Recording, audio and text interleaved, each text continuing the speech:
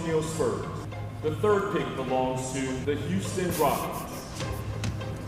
The second pick will be made by the Washington Wizards. And that means that the number one pick in the 2024 NBA draft goes to the Atlanta Hawks. Congratulations. Yeah, thank you. Appreciate it. Holy Excited for our group to take this, get back in the lab, and figure out what we're going to do next. Welcome in, Hawks fans. Your boy Bryce Lewis back at it again for another Believe in Hawks episode. And a lot of Hawks fans today are feeling fantastic with the team getting the first overall draft pick in Sunday's NBA draft lottery. A surprise to some people, a shock to others, but the Hawks are number one this year, and they have their pick of whoever they want at the top of the draft. It will be one of the most important decisions that this franchise makes, as this can impact and actually will probably change the trajectory of this offseason for this team. So I'm going to go into that. We're going to go into the main consensus for that pick. We're going to go into how does this impact the offseason. We're going to go into how this does impact Trae Young, as we just got news today that he will meet with the Hawks brass this week and leading up to the draft, and so on and so forth, and just the overall impact of this move, as this was the big news yesterday that Hawks fans are still talking about today. The internet is buzzing about, and people are getting ready for ultra mega draft coverage. The NBA Combine started today. I believe it'll be televised the next 2 days. So if you want to catch that, you can watch that, and you can. And the guy who people are projecting to go to the Hawks at one will be participating in the Combine. If you want to go ahead and get a look at him, and let's just go ahead and get into it. Alexander Sarr, the number one projected pick in this draft with a lot of mock drafts, is the guy that people are connecting the Hawks to for this pick. He is a center. I've seen his height at 7 foot. I think his measurables without shoes today was like 6'11" and a quarter, something close to that. Basically a 7-footer for the most part. A guy who I think gives the Hawks something they haven't had in years. A 7-footer who can defend. He played for the Perth Wildcats last year, but the previous 2 years before that, overtime elite. He was in Atlanta. He actually lived in Atlanta for that. So he is familiar with the city, and a guy who, like I said, people make look like he is the consensus pick in this draft, even though a lot of people say there isn't a true number one pick in this draft. And let me talk about my thoughts on if the Hawks go in that direction. Is obviously he is 7'1". He is a guy who already, from what I've seen, his evaluations, what people have said, elite defender. He can impact the game defensively, very nimble, very athletic. He's a guy who can defend multiple positions, which is what the Hawks need. And like I said, can basically be your defensive anchor, elite rim protector for this team. And with a Clint Capella on an expiring deal this year, it's a situation that would make sense for the Hawks realistically in terms of all the positions they could potentially fill with that top pick. And so, like I said, defensively, that is his strength. Offensively is where he has to make his improvement. He is still raw in that regard, but does some good things well. He can score around the rim, can shoot a little bit. He has some range. At the Combine, I think he was like top 5, top 6, and like they did like a 3-point shooting drill. He was like top 5 or 6 in that. So overall, he can score the ball a little bit, but that's not his he hasn't developed it fully. It's still extremely raw. It's something he's still working on. His release, if you've seen his release in videos, it's kind of like I could call it a 2-set release. It's like one motion going into another motion. It's not just one fluid motion. So that's something that I think some people may say it's kind of maybe a little bit slower as well. And listen, I'm not too worried about it. We have one of the best shooters in the game, Kyle Korver, who has worked with the players on their shot. It's one of the reasons why DeAndre Hunter has had the 3-point shooting year he just came off of, because of the fact that he was able to get he was working with Kyle Korver, working on his shot, and we saw the fruits of that labor this season. As you saw DeAndre Hunter, I'd say for a good chunk of the season, shooting 40% from 3. So I think they'll clearly have him probably get in the gym with Kyle Korver to help with his release and motion. And that works for him. But overall, he is a guy who you think about his height, his ability to make plays around the rim. You think with that combination with Trae Young. Trae Young makes offense easier for other people. He can help manufacture offense for other people because of his playmaking ability. You could think about the lobs that they can do and really, really go back to maybe the pick and roll game that him, Trae Young, and John Collins used to have, especially during the playoff run in 2021 when they were basically unstoppable in the pick and roll. And I think this would be a guy who could very much bring that back to Atlanta, depending on how Quinn wants to use him and how the system goes. So that would probably be the main guy. You've heard some other guys out there. I tried to practice their names before this. I really don't want to mess up anybody's name. There's a guy from France that some people really like. There's a guy, Kentucky, Reed Shepherd, Robert Dillingham. Don't really see them being the picks. Donovan Clint, I think it's Clint. I want to say Clinton so bad. It's not even Clinton. It's like Clinton. He played at UConn. So that could also be a person. But I think overall, I think people feel like the consensus pick for Atlanta should be Sarr. That should be the direction they go in. And that should be the person that they use as a building piece for this team into the future, as them getting the first pick, which is the first time in franchise history that they've won the draft lottery. I want to make that clear. That doesn't mean it was the first time this team's ever had the first pick in the draft. This is the first time they've won the draft lottery. The draft lottery's only been around since 1985. The Hawks had the first pick in 1975, but the draft lottery wasn't around then. For some people who think, what do you mean we haven't won the draft lottery? Draft lottery has not been around forever since the NBA's existence. So I just want to make that clear. But he seems like the guy that they want to go to there. And here's another reason if you need extra reasoning on why Sarr should be the guy. Think about the playoff teams right now. Pacers, Miles Turner, basically a 7-footer. Oklahoma City, Chet, 7-footer. Think about, I was going to have a ring off my head. Think about Boston, Kristaps Porzingis, 7-footer. Think about Cleveland, Jared Allen and them, basically 7-footers. Mainly every team that's left in the postseason right now has a 7-footer who is athletic and can defend a lot of the court, can move side to side and guard multiple positions. So if the Hawks can acquire Sarr, he will now be that 7-foot center for them that can do those exact things and allow him to grow. Now, the biggest thing for Sarr, if he is indeed the draft pick for the Hawks, is that we have to keep in mind he is still very young.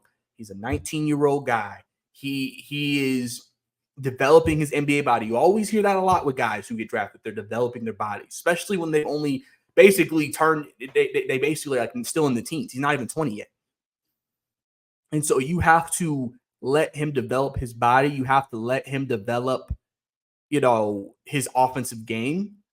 And I would not be surprised if the Hawks take a Victor Wembanyama approach and only play Sarr 25 minutes a game, because you don't want to put that type of stress on his body. Usually with lanky, tall guys like that, a lot of injuries that you see with them are foot injuries, leg injuries, usually. So, while they're developing. So I think the Hawks are going to try to play it safe. I know some people are wondering, if you draft Sarr, is he immediately the starter? Do you go with a Kongwu?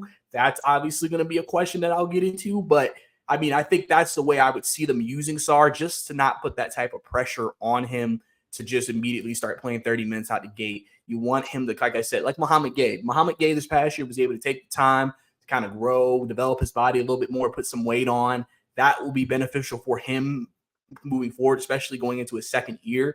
Sarr is going to have to go through that exact same thing, but a guy who can handle the ball a little bit, really talented guy. He's played against grown men over in Perth, or for the Perth Wildcats. So, he's played against grown men. He's played against some of the top high school guys, and he is the consensus number one in this draft, I think, especially with the Hawks being the projected, or now being the number one pick in the draft for them, and would be a great pick for them.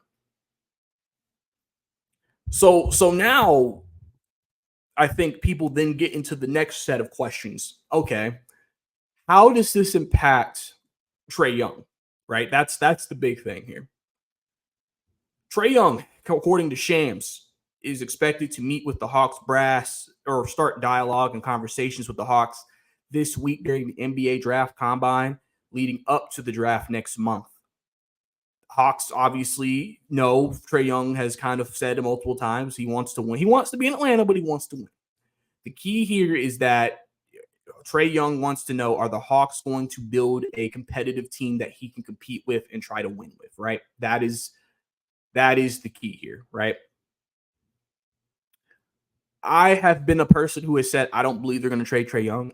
Some people, when the Hawks got that first pick, wondered, are the Hawks now going to be more likely to trade Trae Young because they got the first pick? I'm one of those people who don't believe that.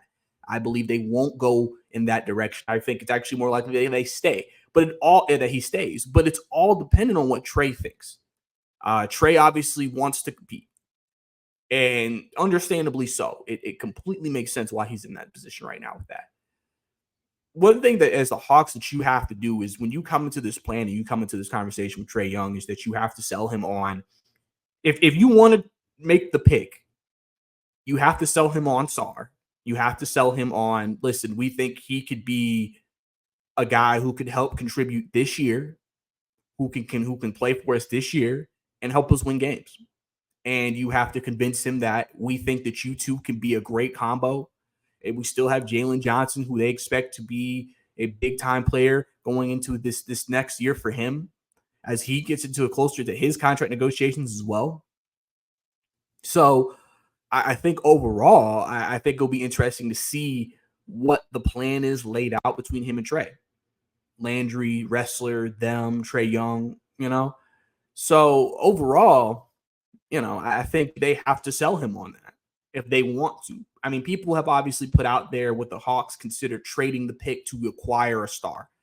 Jeff Teague today, there was a clip from his podcast that I watched before I got on here, and he talked about how he said he would not trade Trae Young, but he would trade the first pick. He would trade the first pick. He said Mikal Bridges. I'm not moved by that necessarily.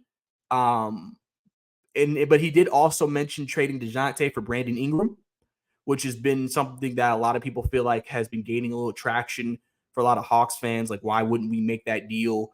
You get a guy who can pretty much, I guess you could place Ingram at the 2, or I don't know how everything's going to stack out, but you could put him at the 2 potentially. And now you fixed your point of attack defense. You now have guys who are versatile and can switch 1, 2 through 4, 2 through 5. And that immediately also still gives you a guy who can score the ball as well.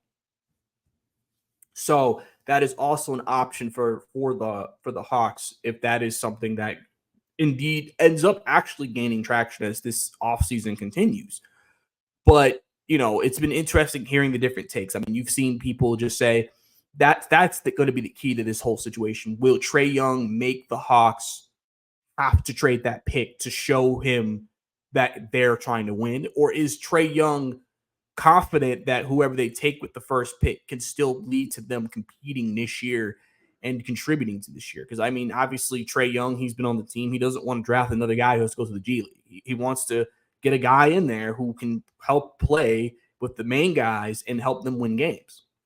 So that's going to be something that I'm sure the Hawks and him will talk about, and they'll come to a decision on what is best for this team moving forward. Because obviously at the end of the day, I mean, it makes sense. He's seeing guys like Tyrese Halliburton and Jalen Brunson making these runs, and he's like, that should be us. We should be in that position. So, and Landry says that we all want the same things. We want to win. So, if that's the case, he has to show Trae that is indeed the case. And, I know a lot of people don't have a lot of trust in the front office right now. I know a lot of people are not confident in the front office. And some people are worried that they still could make the wrong decision here, even with the first pick falling into their lap after the lottery. But that's something, like I said, they have to sell Trae on. And then if, I've seen trade deals already for Trae Young. If they did go down that route, a lot of people are saying the Spurs, because they have the 4th and 8th pick, that could potentially start a package where you give up the 4th, you give up the 8th, maybe you give up Keldon Johnson and another guy, and you maybe give up maybe you give Atlanta a couple of those other first-round picks, future first-round picks back as a potential package for Trae Young if they want to go in that direction. I particularly am not moved by that either, just because this draft, as people have said, is not the best draft in the world. And a lot of people say, who cares about this draft? So if the Hawks brass feels like this draft's not that strong, I think that affects the value of those picks, even though they're both 2 top 10 picks. And even though you'll have 3 in the top 10 doing it, I just think for me, I don't know if that's something that's good enough to make me want to move off of Trae Young. To me, I think if the Spurs had another really good player, then I maybe consider it. But we're not getting Victor, so I don't see that being something that we want to do, or the Hawks brass is going to do. But I mean, you're going to hear these trade offers, you're going to hear these trade rumors for as long as I can see. So that's just something that's going to happen. Now, obviously, if Alexander Sarr is the selection, how does this impact the rest of the roster? Now, I think, like I said earlier, Clint Capella is clearly going to be moved. I think with him on an expiring deal, his value actually goes up now because he's on an expiring deal. Still a guy who can rebound, a good pick and roll guy, can block some shots, a good veteran center for a team who may just need some guy who can come off the bench and give them about solid 15 to 20 minutes a game. And Clint Capella can do that. And like I said, he's an expiring deal, so he has more value. So it's not a guy you have to keep on the books past this coming season. So he is definitely a guy that I see being moved. Now, one person that you heard a lot of in these discussions has been Onyeka Okongwu. They've talked about, is Onyeka potentially the guy who's going to get moved as well? Because he is obviously the most valuable center out of the two, just because of his youth and his skill set. And I think a lot of people still think Onyeka could be a really good player in this league. I don't feel like you're going to move both. I feel like you're only going to move one. If you did make a move, I don't think you're going to move both. I get drafting Sarr, but I don't get fully 100% resetting at the center position. I guess Bruno would be your backup center in that situation, which, I mean, it's fine. To me, that wouldn't make sense to me. I think Clint is the guy you move. You keep Okongwu, and then you have to decide, depending on what you want to do you want Okongwu to be the starter, or do you want Sarr to be the starter? People would obviously say he's the first round. If he's the first overall draft pick, he needs to start. But like I mentioned earlier, with him developing his body, growing and maturing, Sarr may only play 20, 25 minutes a game, if that's the plan they want to go with, just to help maintain his health and everything like that. So Okongwu still could be in line for big minutes as a center. So do you just go ahead and start him? The Jalen Okongwu front court has positive net rating. There's positive numbers, and there's good evidence behind it that front court does work well together. So you can't necessarily say they don't work well together. Plus, obviously, they're really good friends on the team and things of that. You always hear them talk about, Jalen throwing alley hoops to Okongwu and et cetera. So I definitely think you could go with that if you wanted to start the season with Okongwu as the starter. And then maybe, like I said, that next offseason, then you can revisit some things. I know people have thrown out, do you potentially, if you move Hunter, move JJ to 3, move Okongwu to 4, then move Sarr to 5? I think one of the main issues that you hear with that is spacing. The spacing isn't going to be great if you decide to do that. So just because if you think about all 3 of those players, they're not like Jalen's. Like, I just feel like the spacing just will not be there. I also think Sarr at this point isn't a great screen guy. He still has some other things he has to work on that I even question, and I've seen this, like, is he ready to be a full-time NBA center, even though he's 7'1"? Maybe he'll be better at the 4. So if that's the case, it sounds like to me that you may need to, again, allow Okongwu to be your guy, and then have Sarr, like I said, play 20, 25 minutes a game, use him in different ways, and then kind of let that be the first year of his rookie year while you let him grow and develop. And then, when you go into that next offseason, then you can relook and revisit some things. Now, obviously, again, DeAndre Hunter, I think one of the biggest things that I've also seen out there is that a lot of people believe DeAndre Hunter, even though there hasn't been a lot of, momentum behind it so far, a lot of people are assuming DeAndre Hunter's going to get traded.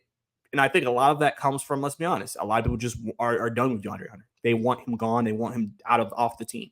So I think people are already just projecting DeAndre Hunter to be gone. But I am not so sure that's going to be the case. I think, listen, I've said this and I will continue to say this. I think DeAndre Hunter actually had a really good year. He made some improvements under Quinn. I think the last thing we remember is the Chicago game, and that's why everybody wants him off the team. I've said that him not having to be that wing and Jalen being that wing has helped him a lot. I think him now not having to be a top 3 option has helped him a lot. And if you're telling me he's giving you 14, 15 a game and giving you decent to good defense as a 4th guy, as a wing, I think you'd be happy with that. I mean, I know some people may not love the contract, but I don't see the Hawks in this desperation mode to get off Hunter. And wings are very valuable nowadays. So, if you make that move, I mean, you better make sure you're getting a wing back. I don't think you want to drop Hunter for a pick. I think you want to legitimately get a wing back if you can for him. And realistically, think about this. If you draft Sarr, and let's just say hypothetically, like I said, you trade DeJounte and you're able to get Brandon Ingram back. You have Ingram at 2, Hunter at 3, Jalen at 4. Let's just say Okongwu or Sarr at 5. You immediately have a much more versatile defense. You immediately have a much I think the defense will make a transformation just from that. And then Trae's the only guy on the court that you have to account for. And at the end of the day, with him, as long as he's making an effort and trying, that's all you can ask for. And that sometimes can result in just a great team defense in general. So you immediately now have that good of a defense. You think about the bench. You have Kobe Buffkin, who steps into the backup point guard role. We know what he can do defensively at the point of attack. You have the ability to now keep Bogey because now you have 2 guys who are in that backcourt who can defend really well. And then you can allow guys like Bogey. Bogey will try defensively, and then we know what he can do offensively.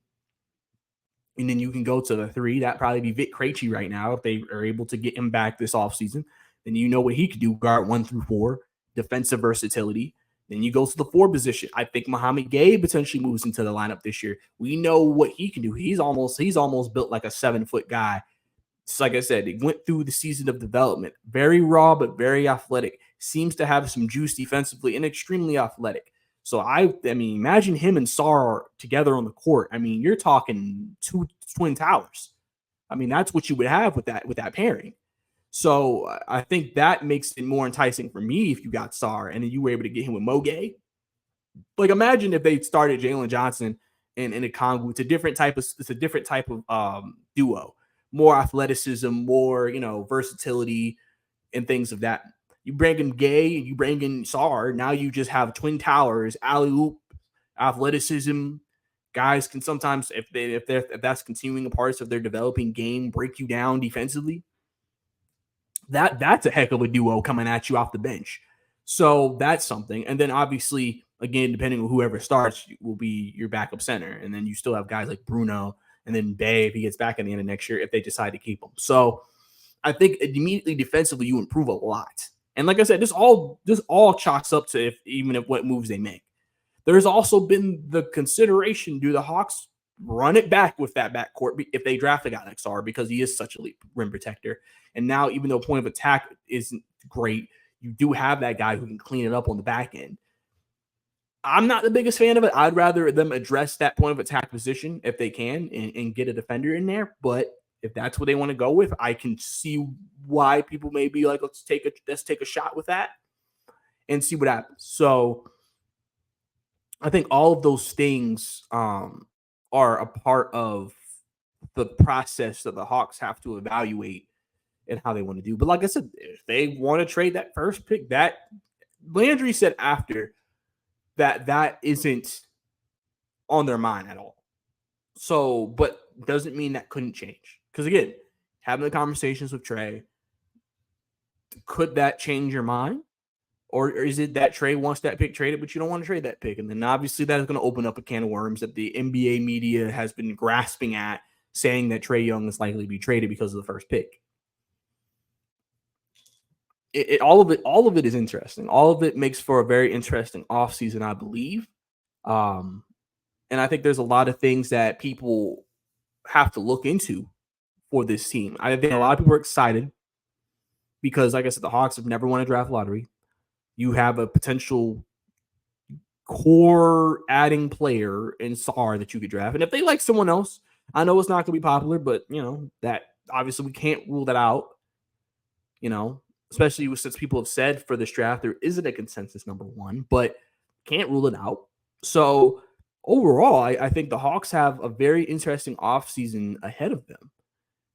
But it gives you hope and it makes you a little excited. Like, if we could nail this offseason, especially if they keep Trae, Hawks could immediately be back in top 6 Eastern Conference contention. Like, if they nailed this correctly.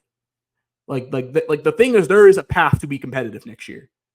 And I think that ultimately is what this meeting between Trae Young and the Hawks are the Hawks looking at this and saying, we're going to take this path to become competitive? Or are they going to continue to go with we're going to be patient, we're going to develop, we're going to continue to build, and then we'll have to see how, and then they have to somehow sell Trae on it and be like, listen, we believe we can be competitive. Because here's the thing. I think Trae has 2 more years left. I think it's 3 years left, but obviously, the last year is always a player option. So you got 2 years left. You obviously don't really want to get to that spot with Trae having a year left, and now you're having to ask the question of, do we trade him if we don't think he'll resign? So I think that's why this is such a big conversation just in the grand scheme, because of that particular thing as well.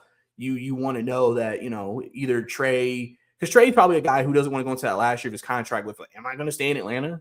He would probably already want to know that. He would probably already want to know the next offseason, like, hey, we want to talk about another extension again. Let's talk about another extension. Let's not do this game of, am I going to play out this year and stay in Atlanta? Are the Hawks going to trade me for the trade deadline? So that's going to be big. But like I said, really exciting for them to get the first pick. If there's guys that you think the Hawks should consider, what are your guys' offseason plan? What do you think we should do with the pick? What do you think? Do we draft a guy? Do we trade it away? I mean, what is your guys' perception on that? Because I think that's going to be the biggest thing that a lot of people are going to be asking the question, and it's going to be debated for a very long time. And we're going to have guys who come on this podcast. I have people coming up on this pod to talk about it with me, and that's going to be the heart of Hawks country is going to be what happens with Trae Young and what happens with that first pick. So it's going to be interesting to see what happens, guys. But I appreciate you guys tuning in to Believe It Hawks. Don't forget to follow me on Twitter at Bricey_2K, BRICEY_2K for all my Hawks takes there. And keep up with me there. Conversate with me. Listen through audio, any podcast platform. Don't forget to subscribe. And or give me a rating or a review. YouTube, definitely subscribe and like the video. And we'll continue to grind, guys. So I appreciate you guys. This is your Believe in Hawks podcast. Boy Bryce is out.